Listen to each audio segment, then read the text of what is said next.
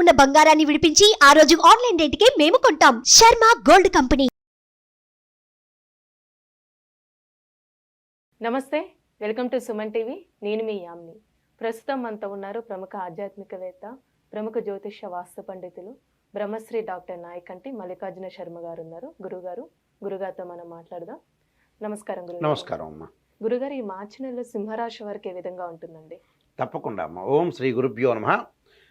సింహరాశి వాళ్ళకు వచ్చేటప్పటికల్లా గ్రహగమన గతులు, గ్రహ సంచార వీక్షణాన్ని మనం చూస్తే ముందుగా సింహరాశి వాళ్ళకు వచ్చే ద్వితీయ స్థానంలో కేతువు యొక్క సంచారం, షష్టమ స్థానంలో కుజుడు యొక్క సంచారం, సప్తమ స్థానంలో శుక్రశనుల యొక్క సంచారం, అలానే అష్టమ స్థానంలో రవి బుధ రాహువులు యొక్క సంచారం అనేది ఉంది. అలానే 9వ స్థానంలో గురువు యొక్క సంచారం.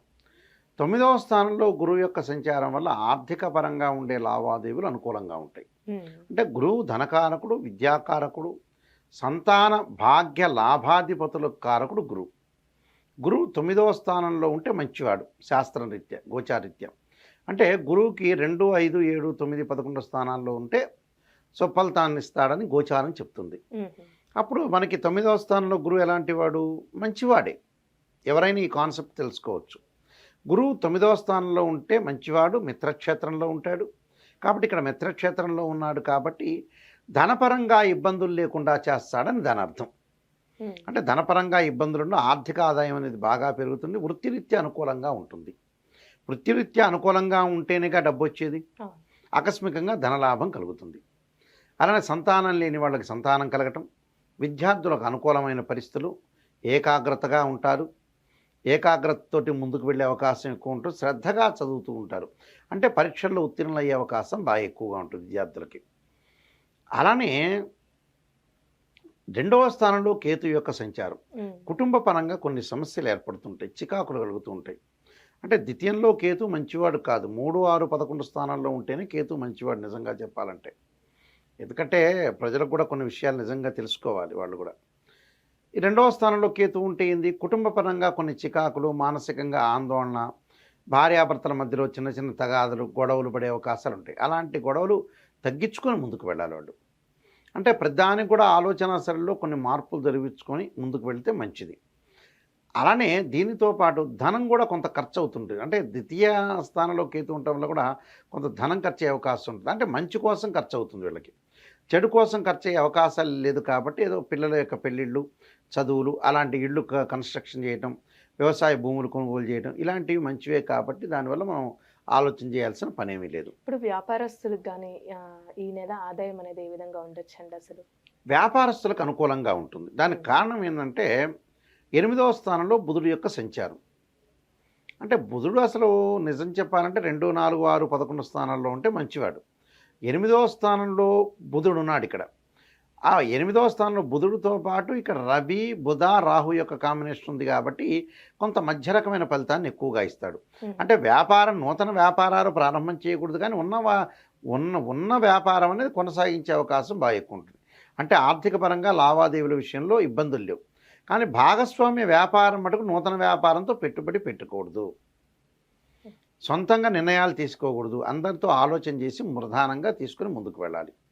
ఆలోచన తీసుకోలేదనుకోండి, వాళ్ళకి కొంత రకరకాలుగా ప్రాబ్లమ్స్ వచ్చే అవకాశాలు ఎక్కువగా ఉంటాయి. అనవసరమైన సమస్యలకు వాళ్ళు దిగటం ఎందుకు? అలానే 6వ స్థానంలో కుజుడు. 6వ స్థానంలో కుజుడు ఉండటం వల్ల ఏంటంటే రియల్ ఎస్టేట్ రంగం చేస్తున్న వాళ్ళకి కానీ, కన్స్ట్రక్షన్ కానీ, వ్యవసాయ అగ్రికల్చర్ సంబంధించిన వాళ్ళు కానీ, రైతులకు కానీ, వీళ్ళందరికీ కూడా బాగుంటుంది. అంటే 6వ స్థానంలో కుజుడు మంచి చేస్తాడని అర్థం. ఇప్పుడు ఆరోగ్యానికి సంబంధించి రాశి వారికి ఏ విధంగా ఉంటుందండి? ఇప్పుడు ఆరోగ్యానికి సంబంధించిన విషయాల్లో ఇబ్బందులు ఏమి తలెత్తే అవకాశం లేదు. వాళ్ళకి అనుకూలమైన ఫలితాలు వచ్చే అవకాశం ఉంటుంది. కేవలం వాళ్ళకి ఏంటంటే కుటుంబ పరంగా ఇబ్బందులు లేకుండా చూసుకోవాలి. అంటే ఇంటిలో చికాకులు, భార్యాభర్తల యొక్క సమస్యలు లేకుండా చూసుకోవాలి. వివాహం కాని స్త్రీ పురుషులకు ఎవరైతే ఉంటారో సంబంధాలు చూసుకోవచ్చు. మంచి ప్రయత్నాలు సఫలీకృతం అయ్యే అవకాశం ఎక్కువగా ఉంటుంది. ఎందుకంటే దానికి కారణం ఏంటంటే గురువు బాగున్నాడు కాబట్టి, శుక్రుడు మధ్య రకమైన ఫలితాన్ని ఇస్తాడు కాబట్టి అనుకూలంగా ఉండే అవకాశం ఎక్కువ ఉంటుంది. అలానే ఇక్కడ ఏదైతే 8వ స్థానంలో రవి యొక్క ఫలితం వల్ల తోటి సహచరులతోటి వృత్తిరీత్యా జాగ్రత్త ఉండాలి. అలానే 8వ స్థానంలో బుధుడు ఉన్నాడు కదా, బుధుడి వల్ల ఏమిటి? మనం వ్యాపార భాగస్వామ్యం చేస్తే వ్యాపారం భాగస్వామ్యంలో పక్కనుండే వ్యక్తులతోటి కొంతగా వ్యవహార దక్షత విషయంలో శ్రద్ధ పెట్టాలి. అంటే వ్యవహార దక్షత మనం ఏదైతే చేస్తామో భాగస్వామ్య వ్యాపారం ఉంటుంది. అతను మంచివాడు కావచ్చు, చెడ్డవాడు కావచ్చు. వాళ్ళతో వ్యవహరించాల్సిన తీరనేది కొద్దిగా జాగ్రత్త ఉండాలి. అలానే దానిలోనే 8వ స్థానం రాహు యొక్క ఫలితం కూడా ఉన్నాడు.